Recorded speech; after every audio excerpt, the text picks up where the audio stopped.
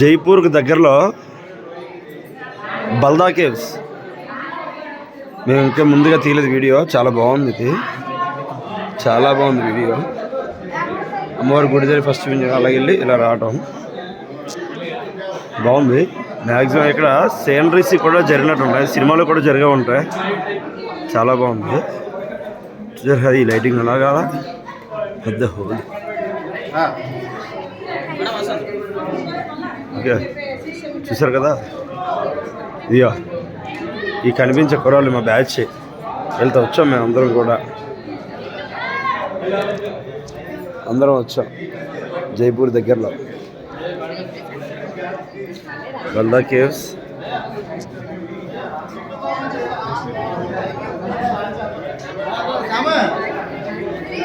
చాలా బాగుంది సీనరీ.